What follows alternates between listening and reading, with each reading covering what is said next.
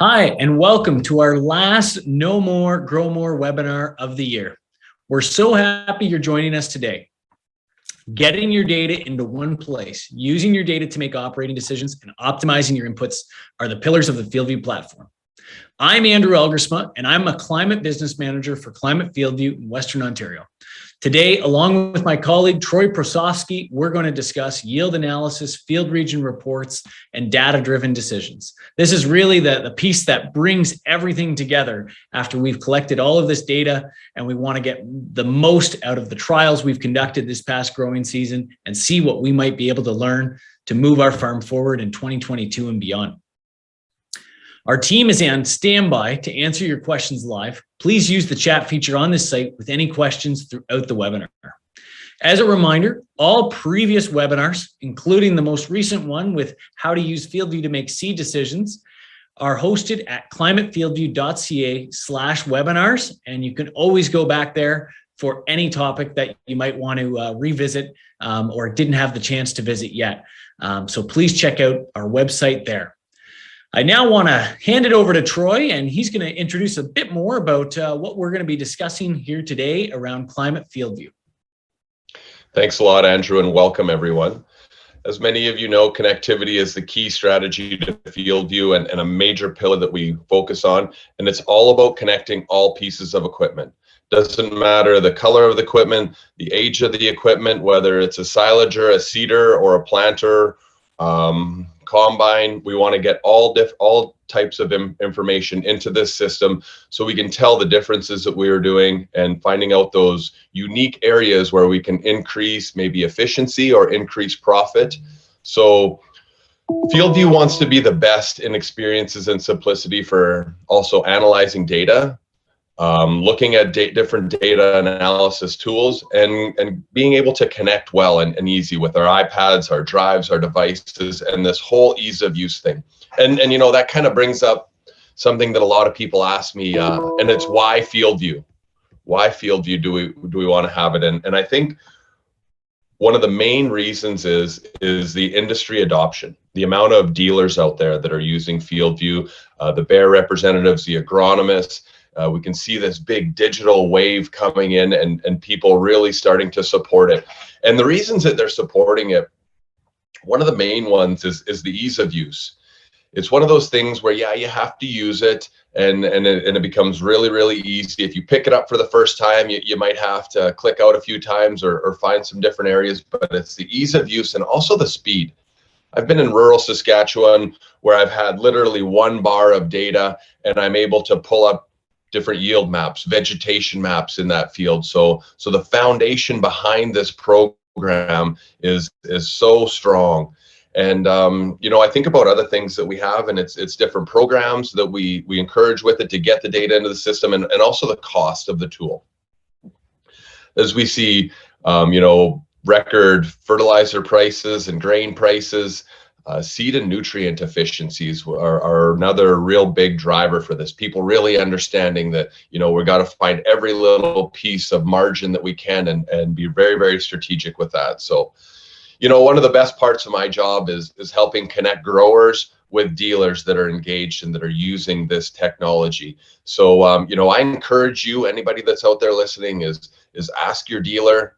Ask them what their digital strategy is and if they can work with your data with them to help make those better decisions. So, and you know, Troy, that's a really great point. And you know, I can't tell you how many farmers I've talked to who love connecting with someone close to them on their data. There's so much to learn when we can use FieldView as really a core piece of that discussion, that we can all bring something to the table in terms of what really did happen in that low or high yielding area. What are ideas we have for optimizing some of the inputs to maybe take advantage of some opportunities or maybe minimize some investment into some areas of concern, or maybe even address it. And so I think that's a great opportunity to bring up. And of course, one of the things we do is give growers the power to be in control and be able to share that information with someone else who's on FieldView, whether it's a dealer or some other close advisor to them. And you know, that reminds me of the FieldView journey we talk about so much, and people taking that journey at different paces. Some people might be going from collecting data to every piece of data and multiple trials on every field that they have.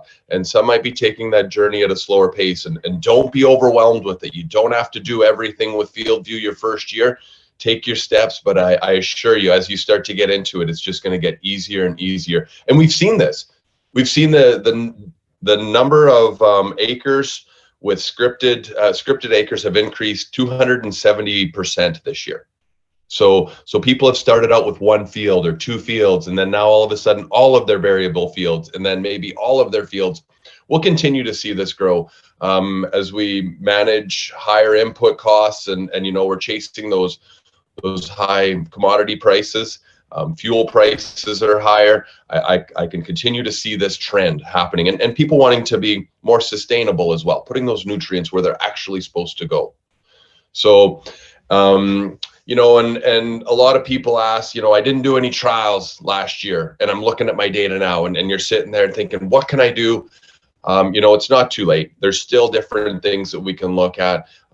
We often talk about your report card being your yield data and that yield map that you have. You can still look at those yield maps, trying to make better decisions and putting the pieces in place for the 2022 season. So, I want to talk a little bit about some trials that maybe you have going on in your fields, Andrew, and some insights that we've been able to pick up. And let's take us through the journey. All right. Well, for starters, I thought it would be really good for us to jump into CABAP. And one of the things I'd like to remind our users is we are a 2-app platform. So we have the CABAP you'll see in the bottom of my screen there, which is the white and black app. And then we've got the full app next to it, which is the orange and black app. And the CABAP is primarily used for collecting that data, also doing some basic analysis, whereas the full app is really what we want to use for doing a lot of field health imagery assessment, weather, collaborating with our advisors as well. And a lot of the tools do cross over. So we'll start in CABAP, and you'll see in the bottom corner here, if it's not cloud syncing, it would say cloud sync. And of course, if we haven't been connected to Wi-Fi in a while, we'll want to start by going down to that bottom left-hand corner and clicking on the cloud sync button here. Mine just did cloud sync on its own.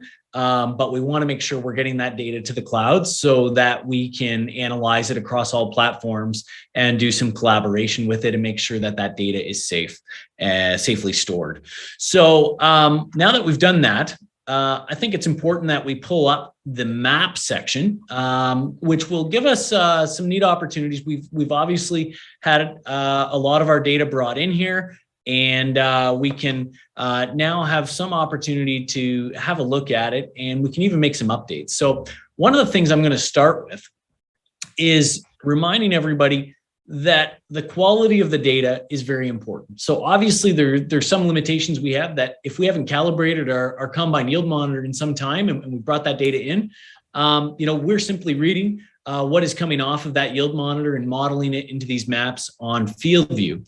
But the other component is we do have an opportunity to update some of those actuals. So if we have the actual weights that came off of our field, we could simply go to the top and we could click on harvest and bring up our yield map and then go into harvest summary. And there's an opportunity to tap to adjust field yield. So let's say in all reality, the actual weight that came off here wasn't 1,052,000 pounds. It was actually 1,020,000 pounds. And I'd be able to click in there and bring that up. And you can see it's actually going to save the original value as well. So if we do that, and then it will actually adjust that yield map. Now, again, the yield map is going to largely be the map, but it's going to calibrate it to that value that I just put in. So now I'm going to go back and I'm going to just punch in the original here that I had earlier, as I had pretty good confidence in that value. So that's where we can do that. And then just tap Save Adjustment, and we can close that. anybody out there with multiple combines, you're able to do those one at a time too. So this is for a one combine operation. For some of the larger ones, he would just have to scroll up a little bit and it would say combine 1, 2, and 3, or however they're identified. And we would be able to do the same adjustment. So sometimes we'll have streaks in the field from that one combine that maybe is just not calibrated even close, and we're able to adjust that. Yeah, no, that's a great point. Yeah. So one of the things I like to do is look at our yield map from up above and see if you find any clear trends here. And obviously there's some variance in the farm I'm showing you here. One of the things that I always think is interesting is playing with our yield index scale here a bit. And so if I wanted to look at, for instance, everything that was over, say, 190 bushels and everything that was under 189, I could actually get a pretty good context of the variability I'm seeing in that field. And so part of what I'm trying to do here is really get a 2-color map and be able to identify were there any hotspots. And one hotspot we'd find here as a result of adjusting that yield scale was really the low potassium that I had attributed here earlier on. And so, we knew that from taking a soil sample there, and I'd shared that in an earlier video. But overall, we can see not as much variability here. But if we maybe went to a different farm and we look at this one, that we definitely see some variability in the top, and wanted to do the same thing, we could actually drop this down to 190 as an example, if that was the appropriate value we really wanted to measure up against, and go 189. And we can see it really helps highlight where some of those lower yielding areas are. It's not telling us why they're lower yielding perhaps, but that just allows us to focus in on some areas and maybe say, do we need to do some soil sampling there? Or is it due to elevation? Or do we need to look at some tile drainage? Or what was really going on there with fertility as an example? So that's just some opportunities to look at in terms of analyzing our farms overall. Yeah, and I think that this is going to depend a lot on the year too, and the season. And this is where you have that great conversation with that trusted advisor. Hey, this is what I'm seeing. This is where the areas that are kind of above my target of 190 bushels, and here are the ones that are below. Was it simply because of runoff or drainage, low spot, high spot, drought, or is it maybe sandy patches? Is it something that you're having a hard time identifying? This is a great time to work with your trusted advisor on your data, with your yield maps, and that'll help you make those decisions going forward. Absolutely. Absolutely. So the other thing I like to do is taking that box with the arrow and going to create field region. So you'll see on the bottom, there's freehand, there's create polygon, and there's select passes. On this farm, I just want to do a quick analysis and see what it brings me by circling that whole field. So it's only going to take the data we have from that field, not from the neighboring fields. And it's going to generate a fairly sophisticated report that gives me a lot of insight. So first of all, you'll see by hybrid.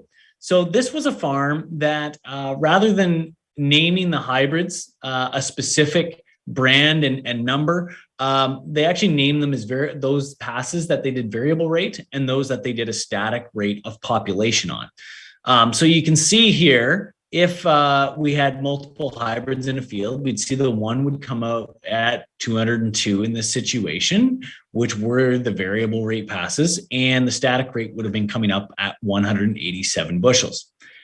If we start to look at populations, boy, we saw some real bumps from higher populations in terms of what this one brought. So if it was 37.8 thousand seeds or over, we were seeing 208 bushels. If we were going lower than that, if we were down to 185 or even 171 with the lowest population. So this was a farm that it seemed had a really good fit for some variable rate. And again, these are the kinds of insights we can dive into. We can then also look a little bit about elevation. Did planting date have any sort of impact? But a really neat way to get a whole bunch of insights by just circling that field. Just to pause you there for a second, Andrew, I love the way that you named the hybrids for variable rate versus seeding static rate. This is the same thing we would do if we were seeding a variety and we wanted to try it at different depths. Let's say if we're seeding canola here in Western Canada and we want to try, so maybe at a ½ inch, maybe at an inch, or maybe just skimming the top, however you want to do it. But it's a great way. So then you're able to really analyze this information at the end of the year. It's a little bit of a hack, but it's a little bit of a cheat, but it works well. And it's a great way to visualize this information and visualize that trial that we've done. So, yeah. So one of the other opportunities I wanted to take us through here today is actually pretty close to home on my own farm, and I'm going to bring up my corn crop from last year. And I'm just going to make some adjustments to the yield map here once again. And what I'm going to do is I'm going to go to this book-like icon. That's a split screen icon. And we're going to take us through to my planting map. And we're going to look at population. So what you'll see here is this is not a script, but this was just an area where I wanted to do an on-farm trial and dive into what kind of changes did we see just by changing 2,000 seeds per acre. So you'll see here that as we dive in, just makes it a little bit easier to navigate. I'm going to click in that box with the arrow again, and I'm going to create field region. And I could create a polygon, which would allow me to create a square by dropping waypoints. But this in Cab App is really unique in that we have a select pass feature. So because the machine data is in Cab App, we can actually select passes. We're currently unable to do that in the FieldView full app, but one of the advantages of us doing some analysis here in Cab App is we can select passes. So I'm just going to click on this planting pass, and you'll see that it takes me through that whole pass there. And then I'm just going to click done. And so again, we're on the population pass for corn, and that shows 221 bushels per acre. And that's on my 34,000 seed pass. There's going to be some variance within there, but you can see there was a little bit that dropped below that, but largely that pass was just over an acre, and we averaged 221 bushels. Now, if we make sure we stay out of the headlands, we know that, headlands typically offer a little bit more variability, but we still want to see what happened here right next to it. This makes it a very fair comparison, provided we have quality data. And let's select the pass exactly next to it. And you'll see again that it goes down the whole length, and see what comes of that, where we had a few less seeds per acre here. So you can see it is less population, and we're at 210. So 221 minus 210 gives us about 11 bushels to the advantage for going 34,000 seeds in this part of the field. So that 5% increase that we see or close to, have you run the economics on it, Andrew? Do you know if it's worth it? Troy, that's a great question. And one of the things I actually did is I took some notes here, and I've just put them into a pin that I've dropped right on that pass that we talked about. So corn seed was about $300 per bag. At 32,000 seeds, I'm getting about 2.5 acres out of a bag, which works out to about $120 an acre in seed. Then I looked at, 34,000 seeds over 32,000 is about 106.25%. So if we take that $120 investment per acre, we multiply it by 1.0625%, we get 127.5 or a $7.50 premium per acre investment by going to higher populations. Okay, so I would need at least that, and hopefully a lot more, than 750 on the return side. So let's keep running through this. Incremental yield on 34,000 seeds was 11 bushels, taking that 221 minus the 210. If we take a more modest number, say 550 an acre right now, times that 11 bushel advantage, that's $60.50. And dividing that $60.50 by a $7.50 incremental investment gives us 8.06. So that was about an 8-to-1 ROI. If I could find a way to net out 8-to-1, there's a lot of other things I'd certainly be trying to do on my own farm here to get those kinds of returns. So definitely a very positive investment, netting over $50 per acre at that rate. Again, it's that portion of the field. I'm not going to say that, hey, 34,000 versus 32 with all hybrids, all areas is going to be the right thing. But in this part of my farm, on this particular hybrid, it was. Yeah, and I think, so first of all, great, and bringing it right down to the economics, finding your 8-to-1 ROI, and that's what it comes down to. It all comes down to dollars and cents, and as well as time invested into it. Other things that we always talk about is the weather. We know that Mother Nature bats last, and she usually gets the final say in a lot of these things. Tell us a little bit about your year. Was it exceptionally good? Was it average year? Obviously not that bad of a year if we're getting yields like that. So tell me a little bit about that, and then what our thought process is perhaps for the next year leading up. Yeah, so for me, this was generally quite good growing conditions. It was dry in 2020 out here until I think we got into the first couple of weeks of July, and then I think we got some timely rains and crop pollinated well. It finished well, but definitely it was dry early on, and I think that I was watching this part of the field, even in the field health imagery early on, and saw that there was a little more greenness to where we had some of those higher populations. So it was definitely treating it with some stresses that we'd see with Mother Nature traditionally. And overall, though, it was a good year for growing corn, and we were pretty happy with how things turned out. Yeah. So will you continue to do trials and leave check strips at 3,200, or is everything going up to 3,400 seeds the next time this field seeds? 32,000 or 34. Sorry, 32,000 or 34,000. Yeah. So this is where, again, before I just go and do things, I always do like to lean on some of the agronomists that are close by and those I'm working with. And I think that there's probably some opportunity maybe even to reduce some of the seeds on our headlands and continue to build up our populations in some of those more productive areas. So definitely there's some opportunities as we think about that. We'll see where we go next time we bring corn back into the rotation here, but definitely told me, yeah, we want to do a little bit more learning, and we want to be able to think about some more optimum seed placement as we go back into corn again. Awesome. This is great stuff. So I'm just going to hit the single window button back here. And that brings me back to full screen. And, one of the other things that I want to bring back is I'm going to press the house button, and you'll see there's an analysis tab here.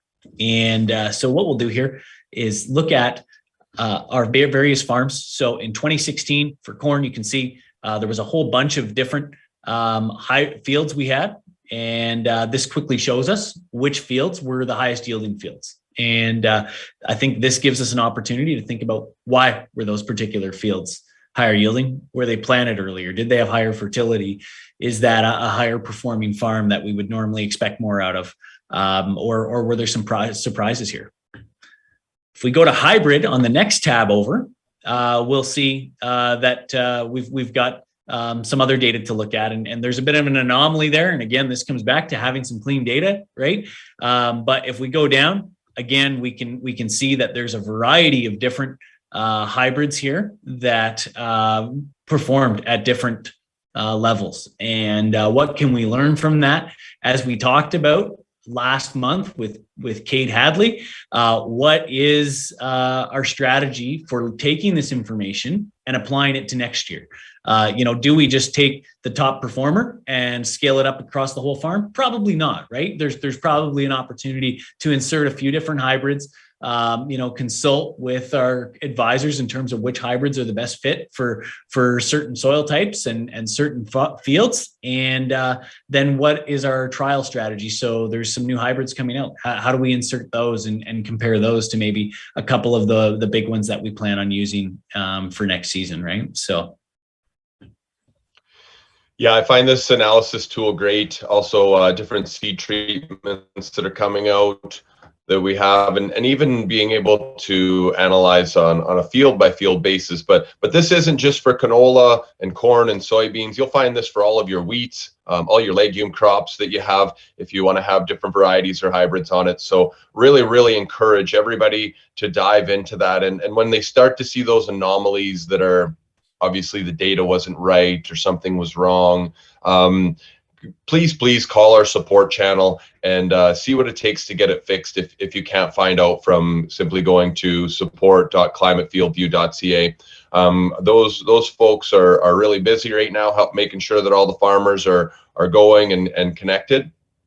But there is a time when we work very, very closely with farmers to get some of this data cleaned up. So and that'll just help you with those decisions moving forward. And I think that every year we're going to get just a little bit better at producing that clean data. Us at Climate Field View, we're going to get better at recording and keeping that information in, and us running the equipment is also going to get better at making sure that everything is nice and accurate for us.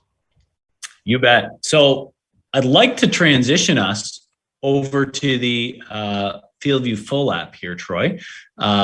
So let's pull that up a minute, and again, we'll just go back to overview here, and just orient us around this. So in the bottom left corner, you'll see yield analysis. So again, this is looking at the same information. It's just giving it a slightly different view here, and it gives us an opportunity to look at our corn crop as an example from 2016, like we had just looked at, and we could then look at different hybrids and view these as we would similarly in the CAB app. But it's just an opportunity to bring all of that data into one place here and be able to utilize this app. As we know, not everybody's going to use CAB app if they're more of an advisory role, right? And so this gives us an option to do that as well.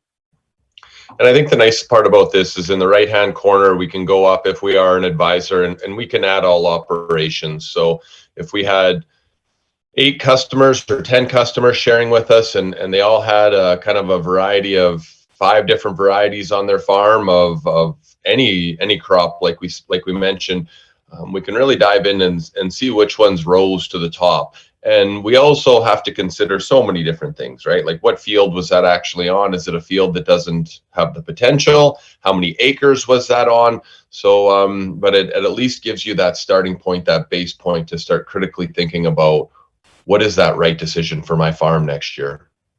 So, Troy, if we look at say 2019 as an example in this account, and I wanted to just quickly look at adjusting field yield here as well. I can do that in the CAB app, or I can do that here in our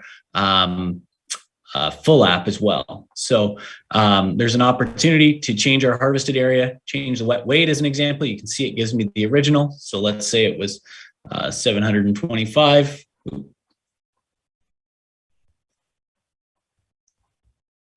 And we can save that and apply that, and we would get a new map as an example. So so that opportunity is there as well.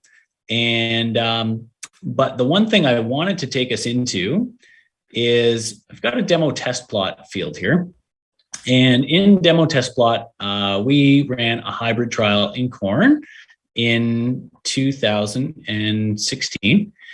And this is a great opportunity where we could just go to the bottom region there, which is that circle with the dot around it. And so I'm just going to draw around the whole field like I showed earlier. And this will give us several insights around what did we see by yield, by population, by hybrid. We definitely see here in this case, not as much with the higher populations, but we did see some significant differences from the hybrid D all the way up to hybrid A and C as an example. And so one of the things we might want to say is, well, was that a fair way to analyze it? So if I go back to that circle with the dot at the bottom here and actually do a polygon, this might be the best way to analyze that. And actually, I'm going to cancel that because the first thing I'm going to do is actually go split screen because I want to have a look at the planting map and understand where did I place those hybrids. So there's what the trial looks like. We're going to go back. We're going to draw the polygon. And I'm going to make sure I'm in every area of the hybrid, but I'm also going to try and ensure I can exclude the headlands.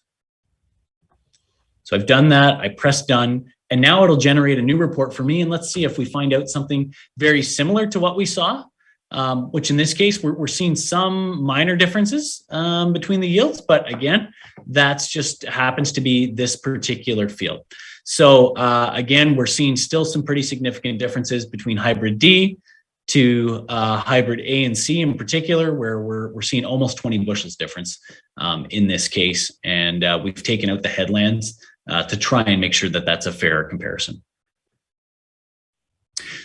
So that's opportunities when we want to work all within the full app, or if we're an advisor and we want to work with our customers, with our data.